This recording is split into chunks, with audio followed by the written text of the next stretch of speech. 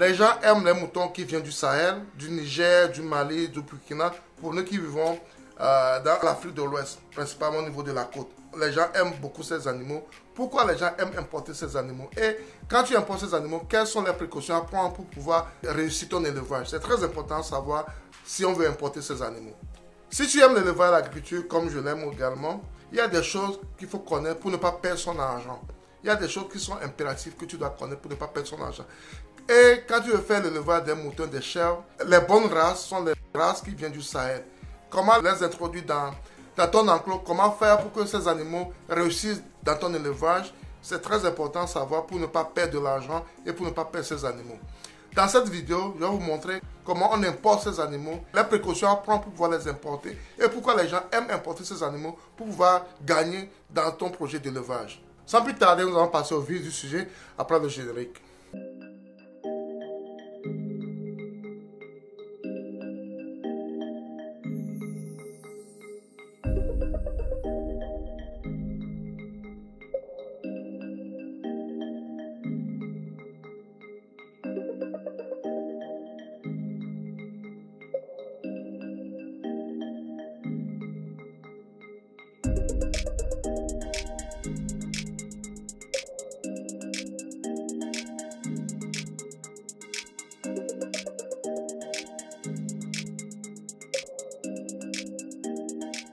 Si tu me découvres pour la première fois, mon nom c'est Sabi Aliati et je suis le promoteur de la ferme S2A au Togo et de la chaîne YouTube S2A Group. Ici, nous parlons d'investissement, nous parlons de développement de l'Afrique. Si tu aimes cette thématique également, tu as deux choses à faire. Premièrement, c'est de t'abonner à notre chaîne S2A Group, de cliquer sur la cloche de notification pour recevoir toutes nos vidéos à chaque fois que nous allons publier. Ensuite, c'est de la partager au maximum. Partage nos vidéos au maximum pour qu'elles puissent atteindre plus de personnes.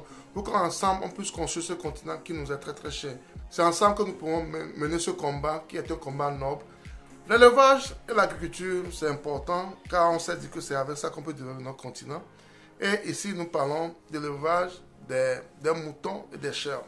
Et principalement des moutons et des chèvres qui viennent du Niger, du Mali, du Burkina et du Sénégal.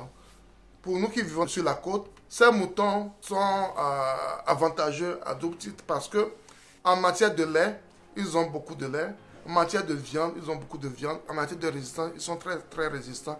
Et les gens aiment importer ces moutons dans notre région parce que ça te permet d'avoir un plus-value très rapidement.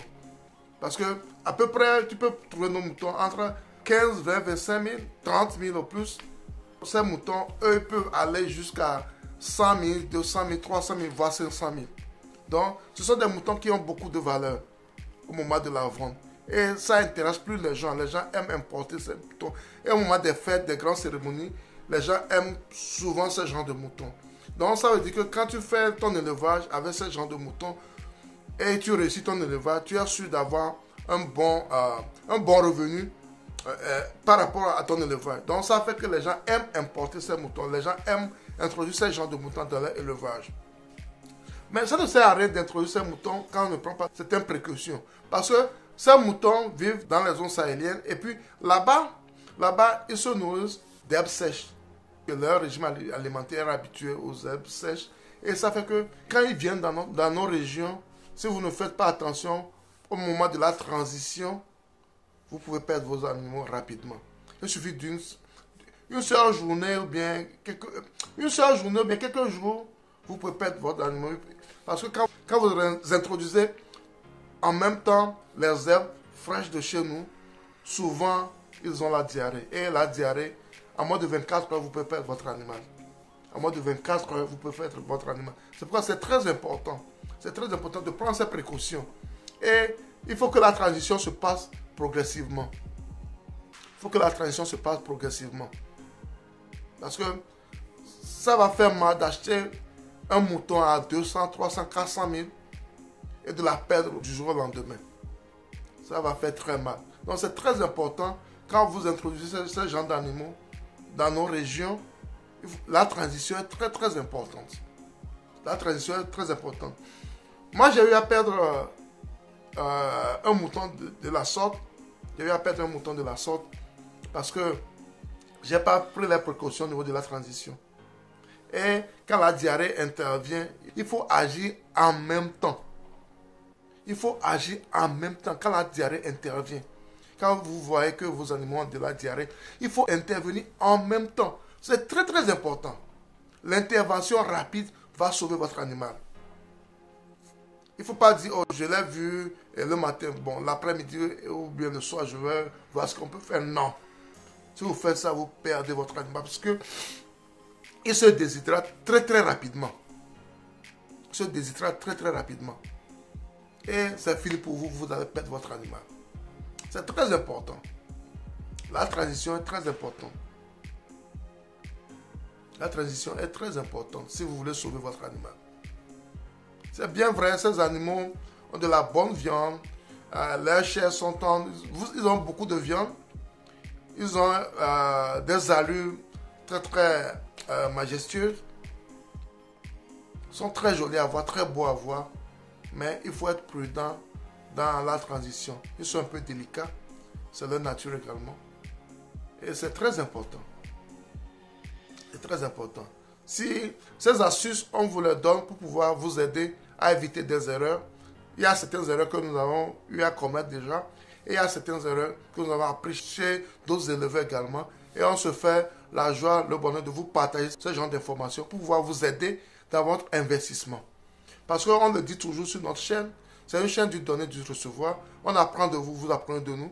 Vous apprenez de nos expériences, on apprend de vos expériences également. Et parce que c'est ensemble qu'on peut construire ce continent, c'est comme ça qu'on peut aider ce continent à évoluer. Parce que si on a faim, on ne peut pas construire ce continent. Si on a faim, on ne peut pas travailler pour ce continent. Ça doit être très très important pour nous. Comment faire pour pouvoir sortir de cette pauvreté. Et ça peut passer aussi par l'élevage, l'agriculture. Parce que le secteur primaire est la base de tout développement, de toute nation.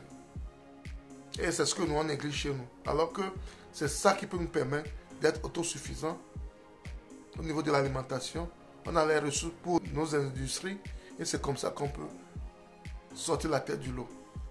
C'est très important. Les moutons qu'on importe du Niger, du Mali, du Burkina vers nos régions humides de la côte, il y a des choses à respecter pour ne pas perdre ces animaux. C'est très important. Et ça fait mal quand on perd nos animaux. Quand on perd nos animaux, c'est comme on perd une personne chère. Ce sont comme nos enfants. Si tu es vraiment un éleveur, tu aimes tes animaux, la perte d'un animal, ça nous touche au fond de nous-mêmes. Et cette vidéo, c'est pour pouvoir t'éviter ce genre de choses. C'est pour t'éviter ce genre de choses. Si tu as aimé cette vidéo, tu as deux choses à faire. Abonne-toi dans la chaîne S2A Group. Clique sur la cloche de notification pour ne plus rater nos vidéos. Et partage-la au maximum pour qu'elle puisse atteindre plus de personnes. Pour qu'ensemble, on puisse construire une communauté forte. Car c'est ça qui va nous aider à réussir dans ce combat que nous menons contre l'humanité. C'était Sabi. À la prochaine.